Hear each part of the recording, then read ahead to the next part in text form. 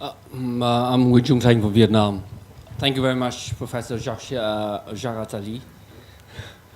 Well, you hardly mentioned about China, but what's your vision of China in the future after the crisis?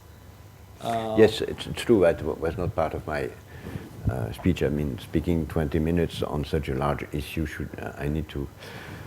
Well, I said that the world is going to a G2 situation, where China will become one of the most important leaders. But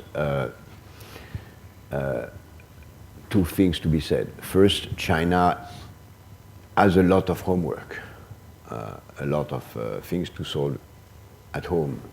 And personally, I don't know, I mean, we have discussed that with George many, many times and very often, and I rely on his views, wise views on that. But I would say that I do not believe that China will ever try for decades to be a substitute to the American leadership of the world. I see China playing its role, doing its best to develop its strategy, develop his weapons, his army, etc. But so many problems to solve at home, to increase his infrastructure, to reduce poverty, to put in place a social system, etc., etc. But I think that China will be inward-looking for the essential dimension of his capacity. On the long run, of course, it's true that Chinese currency will have to reevaluate 5–10% in the next months to come. It's true that convertibility will happen progressively, because there is a link between convertibility and democracy. These two elements are linked.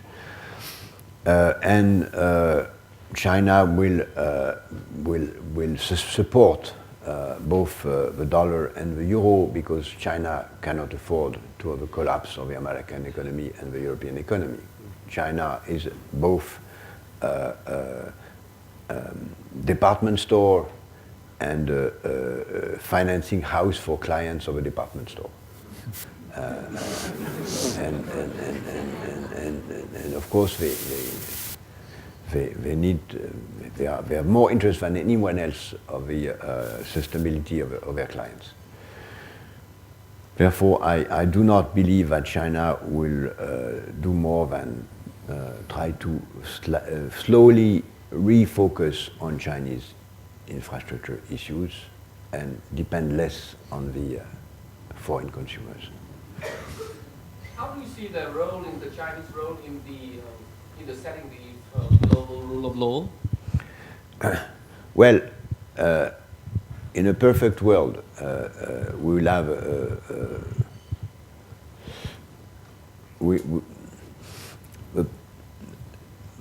in my view, what should have happened, and what could happen now, is instead of doing a G20, that was very strange to do a G20. G20 is an informal institution.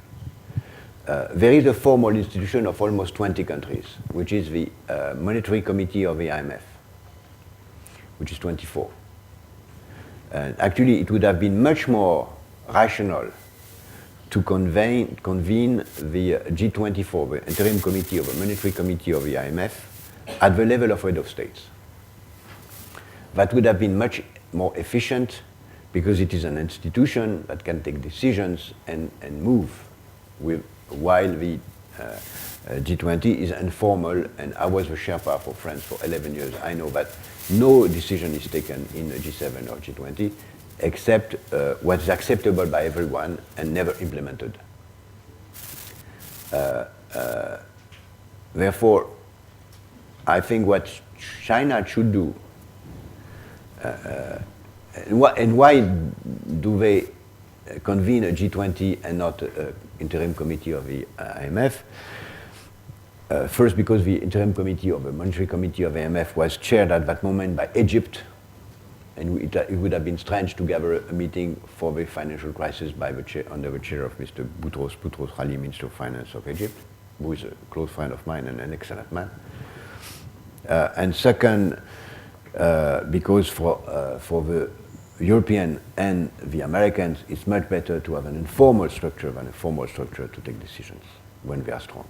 But today, I think if I were Chinese, if I were Chinese, I will insist on putting everything within the financial institutions, within the Security Council, and to transform the voting rights compared to what is needed, and to go back to real institutions, not to have a real world of real institutions. And this is what a practical world government without utopia can be.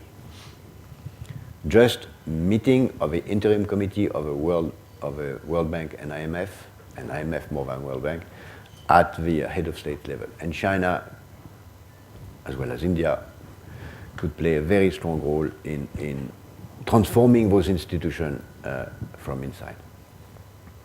Thank you. We have a question here. And that will also trigger the question of a new world currency that China is pushing. World currency could appear through that.